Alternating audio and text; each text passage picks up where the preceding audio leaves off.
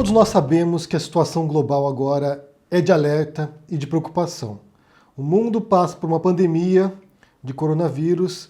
Eu quero compartilhar com vocês aqui a minha experiência na Espanha, que é onde eu moro, e que nesse momento, no dia de hoje, é o segundo país com o maior número de casos ao dia de coronavírus, de infecções. O primeiro lugar agora nessa marca assustadora é a Itália, um país no qual a gente tem visto reportagens e histórias dramáticas e assustadoras também desse caso. Pessoas, por exemplo, que estão em casa sem assistência, há muitos idosos na Itália, é um país que tem uma grande população de idosos, e que pessoas que falecem em suas casas e simplesmente não tem ninguém para buscá-las, porque há todo um preparo para isso, né? Precisa uma equipe especializada para fazer a recolhida do corpo, caixões especiais, então há filas de corpos a serem cremados na Itália, e isso pode se repetir também na Espanha, onde você tem visto altos índices de contaminação. O foco aqui na Espanha é Madrid, é a capital do país, embora você tenha também outros focos no norte da Espanha, no País Basco, na Catalunha e outros casos surgindo em outras regiões também. Eu moro no sul da Espanha, aqui não é um local com muitos casos ainda, tem casos em Alicante, tem casos em Elche, mas ainda não há um contágio disseminado como tem em Madrid.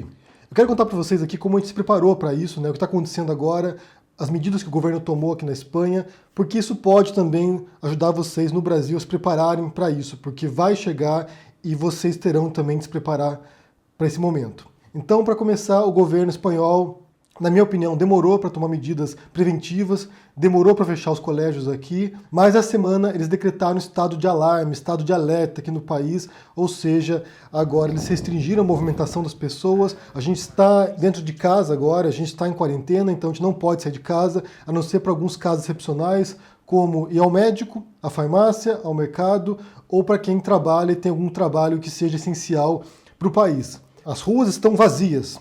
Em Madrid, por exemplo, quando você vê as fotos da capital, praças e ruas vazias, sem turistas também, né? Muita gente está isolada aqui, não pode voltar para casa porque as fronteiras estão fechadas. Isso também se deu na Itália, pessoas que viajaram para a Itália e ficaram presas no país porque não tinha como voltar mais, porque houve um lockout, né? Eles fecharam certas regiões. E eu tenho acompanhado o caso do coronavírus desde que surgiu e começaram as primeiras notícias na China. Então a gente tinha uma noção de que em algum momento isso poderia chegar na Europa. A gente jamais imaginou que viesse nessa proporção, mas quando os primeiros casos na Itália surgiram em outros países próximos, a gente começou a se preparar para isso. Então nós fomos ao mercado, fizemos uma compra do mês aqui para poder aguentar algumas semanas em casa, fechados, para evitar ter que se expor também, ir ao mercado e ter contato com as pessoas, porque já faltavam máscaras nas farmácias, no mercado, já faltavam também produtos de higienização, como álcool gel, então, sabendo que em algum momento isso aconteceria, a gente já se preparou e já começou a estocar comida e água aqui em casa.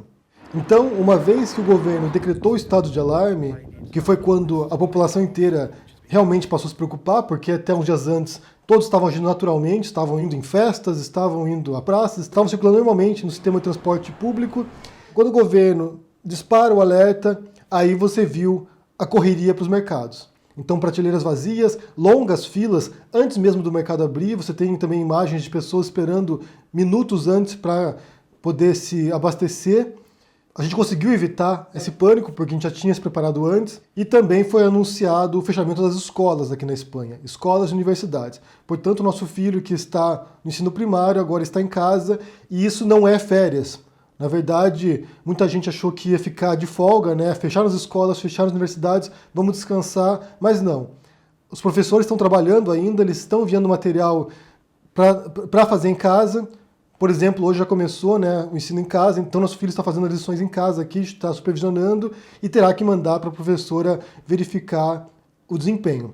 Outras cenas que estão circulando por aí, que a gente tem visto nas redes sociais, porque tem sido o espaço de comunicação das pessoas, né, entre escola e a gente, ou entre outros moradores, de quem mora em prédio, por exemplo, cantando, pessoas jogando bingo pela janela de suas casas, né? Então, cada um se vira do modo como pode, né? Quem vive em apartamento, por exemplo, está confinado ali num pequeno espaço e não tem simplesmente nenhum tipo de contato com os outros, a não ser pela janela de suas casas ou pela internet. E essas são cenas que também se repetem na Itália. Você tem visto vários vídeos circulando ali na Itália de pessoas cantando pela janela, cantando canções típicas ou de estímulo para os outros, e é um modo como as pessoas têm mantido algum tipo de interação entre si. Isso também havia na China. Quando fecharam a província de Wuhan na China, também circularam vídeos de chineses se animando mutuamente para suportar semanas de isolamento. Na China, por exemplo, em algumas cidades já são mais de 6 semanas em quarentena. E o próprio primeiro-ministro aqui da Espanha, o Pedro Sánchez, já avisou que inicialmente seriam 15 dias aqui de isolamento, mas certamente será mais do que isso.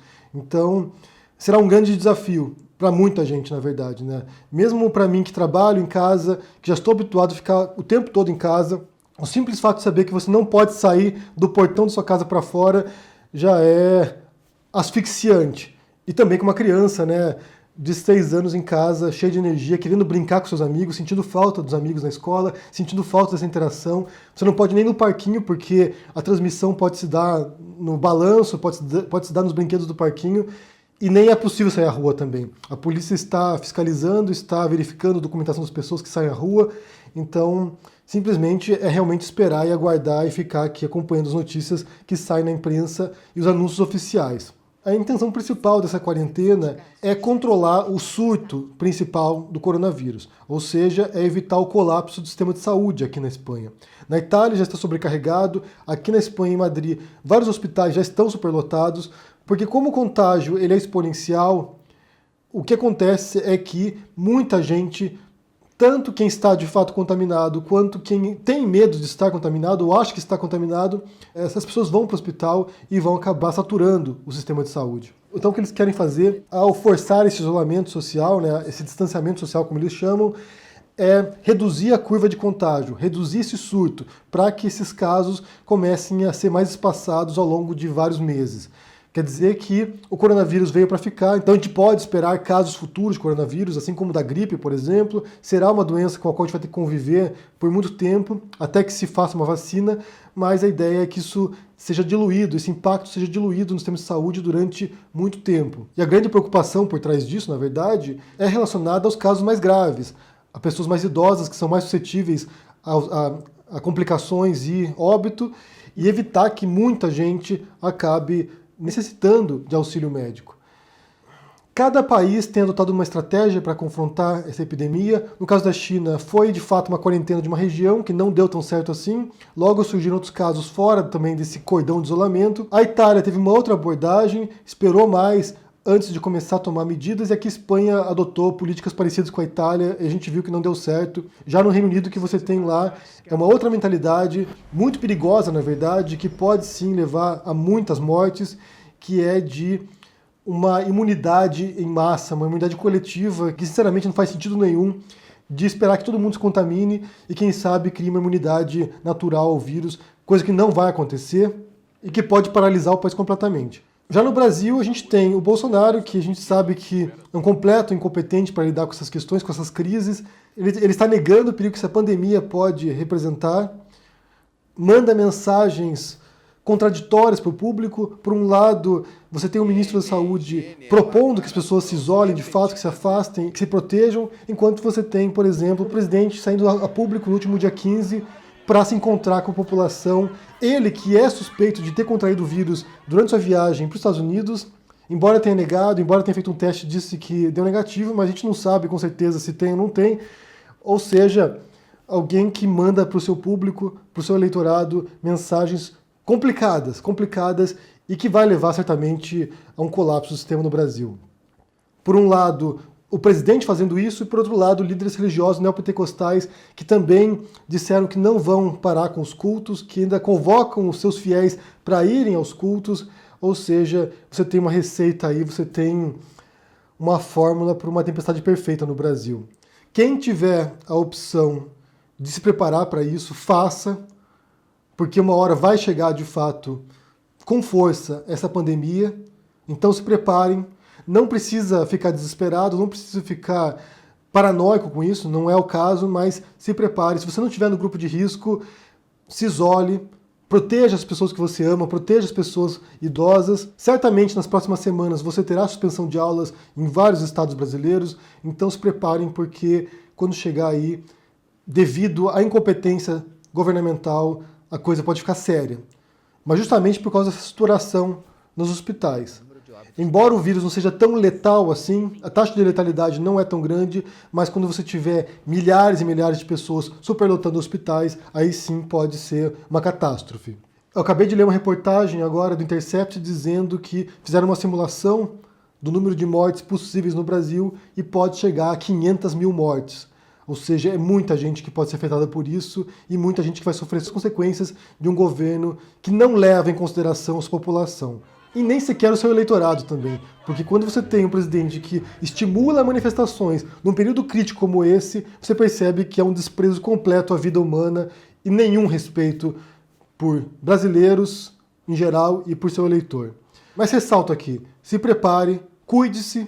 E eu quero saber o que você pensa dessa situação aqui. Se você está acompanhando essa pandemia, se você tem lido as notícias sobre isso, como aí no Brasil você está se preparando para isso, ou se você morar no exterior também, qual tem sido a sua percepção sobre esse caso e o que você imagina que o descaso e o descuido desse governo brasileiro pode causar no Brasil em relação às pessoas mais fragilizadas.